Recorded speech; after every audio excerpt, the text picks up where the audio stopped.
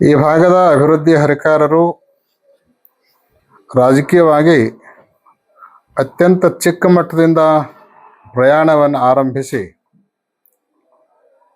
ಸಾಕಷ್ಟು ದೊಡ್ಡ ಮಟ್ಟದ ಅನುಭವದವರೆಗೆ ಮೆಟ್ಟಿಲುಗಳನ್ನು ಏರಿರುವಂತಹ ಪ್ರಸ್ತುತ ವಿಧಾನ ಪರಿಷತ್ ಸದಸ್ಯರಾದ ಸನ್ಮಾನ್ಯ ಪ್ರಕಾಶ್ ಹುಕ್ಕೇರಿ ಅವರು ಬರುವ ಮಾರ್ಚ್ 5ನೇ ತಾರೀಕಿನಂದು ಜನ್ಮ ದಿನೋತ್ಸವವನ್ನು ಆಚರಿಸಿಕೊಳ್ತಾ ಇದ್ದಾರೆ. ಅವರು ಆಚರಿಸಿಕೊಳ್ತಾ ಇದ್ದಾರೆ ಅನ್ನೋದಕ್ಕಿಂತಲೂ ಈ ಭಾಗದ ಜನರೆಲ್ಲ ಸೇರಿಕೊಂಡು ಆ ಜನ್ಮದಿನವನ್ನು ಆಚರಿಸ್ತಾ ಇದ್ದಾರೆ. ಆ 2 ದಶಕಗಳಿಂದ ನಾವು ಅವರನ್ನು ಅತ್ಯಂತ ಸಮೀಪದಿಂದ ಬಲ್ಲವರಾಗಿದ್ದೇವೆ. ಈ ಭಾಗವನ್ನು ಸಾಕಷ್ಟು ಅಭಿವೃದ್ಧಿಪಡಿಸಿರುವಂಥ ಕೀರ್ತಿ ಅವರಿಗೆ ಸಲ್ಲಬೇಕಾಗಿರುವಂತಹದ್ದು.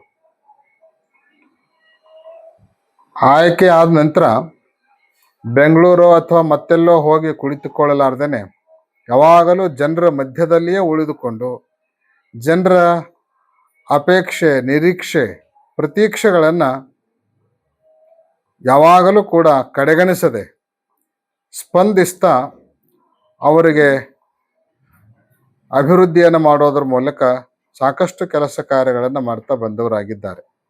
ಇವತ್ತು ರೋಡ್ ಇರಬಹುದು, ಗ್ರಾಮೀಣ ಪ್ರದೇಶಗಳಲ್ಲಿ CC ರೋಡ್ ಇರಬಹುದು, ಕುಡಿಯುವ ನೀರಿನ ವ್ಯವಸ್ಥೆ ಇರಬಹುದು, ಸಮುದಾಯ ಭವನಗಳಾಗಿರ್ಬಹುದು, ಆಯಾ ಗ್ರಾಮೀಣ ಪ್ರದೇಶದಲ್ಲಿರುವಂಥ ದೇವಸ್ಥಾನಗಳ ಅಭಿವೃದ್ಧಿ ಆಗಿರ್ಬೋದು, ಇವೆಲ್ಲವುಗಳನ್ನು ಬಹಳಷ್ಟು ನೆನಪಿನಲ್ಲಿಟ್ಟುಕೊಂಡು ಕಾರ್ಯವನ್ನು ನೆರವೇರಿಸ್ತಾ ಬಂದಿರುವಂಥ ಕೀರ್ತಿ ಅದು ಪ್ರಕಾಶ್ ಹುಕ್ಕೇರಿ ಅವರಿಗೆ ಸಲ್ಲಬೇಕಾಗಿರುವಂಥದ್ದು. ವಿಶೇಷವಾಗಿ ಯಾವಾಗ ಫ್ಲಡ್ ಬಂತ, ನೀರಿನ ಪ್ರವಾಹ ಬಂದು ಜನರಿಗೆ ತೊಂದರೆ ಆದಾಗ ಅವರಿಗೆ ಸಾಮಾನ್ಯ ಮನುಷ್ಯರಂತೆ ಅವ್ರ ಜೊತೆಗೆ ಇದ್ದು ಸಹಕರಿಸಿ ಸಾಕಷ್ಟು ನೆರವನ್ನು ನೀಡಿರುವಂಥ ಕೀರ್ತಿ ಪ್ರಕಾಶ್ ಹುಕ್ಕೇರಿ ಅವರಿಗೆ ಸಲ್ಲಬೇಕಾಗಿರುವಂತಹದ್ದು. ಮುಂದೆ ಫ್ಲಡ್ ಬಂದಾಗ ಜನರಿಗೆ ತೊಂದರೆ ಆಗಬಾರ್ದು ಅಂತ ತಿಳ್ಕೊಂಡು ಎಲ್ಲೆಲ್ಲಿ ಫ್ಲಡ್ ಬಂದಿರ್ತದೋ ಅಲ್ಲಿ ಎಲ್ಲ ಕಡೆಗೂ ಕೂಡ ರೋಡ್ಗಳನ್ನು ಎತ್ತರಿಸಿ ಸಂಚಾರ ಬಂದಾಗದ ರೀತಿಯಲ್ಲಿ ವ್ಯವಸ್ಥೆಯನ್ನು ಮಾಡೋದಲ್ದೇ ಆ ಸಂದರ್ಭದಲ್ಲಿ ಜಾನುವಾರುಗಳಿಗೂ ಕೂಡ ತೊಂದರೆ ಆಗಬಾರ್ದು ಅಂತ ಹೇಳಿ ಸಾಕಷ್ಟು ಅನುಕೂಲವನ್ನು ವ್ಯವಸ್ಥೆಯನ್ನು ಮಾಡಿಕೊಟ್ಟಿರುವಂಥವರು ಸನ್ಮಾನ್ಯ ಪ್ರಕಾಶ್ ಹುಕ್ಕೇರಿ ಅವರು.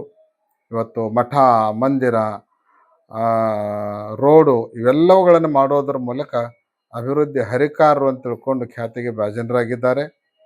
ಅಷ್ಟೇ ಅಲ್ಲ, ಗ್ರಾಮ ಪಂಚಾಯತಿಯ ಸದಸ್ಯರಿಂದ ಹಿಡ್ಕೊಂಡು ಒಂದೊಂದೇ ಮೆಟ್ಟಲವನ್ನು ಏರ್ತಾ ಸಚಿವರವರೆಗೆ, ಸಂಸದರವರೆಗೆ ಎಲ್ಲ ರಾಜಕೀಯ ಅನುಭವಗಳನ್ನು ಹೊಂದಿರುವಂತಹ ಬಹುತೇಕ ಏಕೈಕ ರಾಜಕೀಯ ವ್ಯಕ್ತಿ ಅಂದರೆ ಅದು ಪ್ರಕಾಶ್ ಹುಕ್ಕೇರಿ ಅವರು ಅಂತ ಹೇಳಿದರೆ ಅತಿಶಯೋಕ್ತಿ ಆಗಲಾರದು. ಇವತ್ತು ಯೋಗ ನಾವು ರಾಜಗೋಪುರವನ್ನು ಲೋಕಾರ್ಪಣೆ ಮಾಡುವ ದಿನವೇ ಅವರ ಹುಟ್ಟಹಬ್ಬವೂ ಕೂಡ ಕೂಡಿಕೊಂಡು ಬಂದಿದೆ. ಅದೇ ಸಂದರ್ಭದಲ್ಲಿ ಆ ಕಾರ್ಯಕ್ರಮದಲ್ಲಿ ನಾವು ಅವರಿಗೆ ಅವರ ವಿಕಾಸ ಕಾರ್ಯಗಳನ್ನು ಅತ್ಯಂತ ಪ್ರೀತಿಯಿಂದ ಮನಗಂಡಿರುವಂತಹ ನಾವು ಅವರಿಗೆ ವಿಕಾಸ ವೀರ ಅನ್ನುವಂಥ ಪ್ರಶಸ್ತಿಯನ್ನು ನೀಡಿ ಗೌರವಿಸ್ತಾ ಇದ್ದೇವೆ. ಅವರಿಗೆ ಇನ್ನೂ ಹೆಚ್ಚಿನ ಆಯುಷ್ಯ, ಆರೋಗ್ಯವನ್ನು ದೇವರು ದಯಪಾಲಿಸಿ ಈ ಭಾಗವನ್ನು ಇನ್ನಷ್ಟು ವಿಕಾಸ ಮಾಡುವಂಥ ಶಕ್ತಿಯನ್ನು ಅವರಿಗೆ ನೀಡಲಿ ಅಂತ ತಿಳ್ಕೊಂಡು ಹಾರೈಸ್ತಾ ಇದ್ದೇವೆ.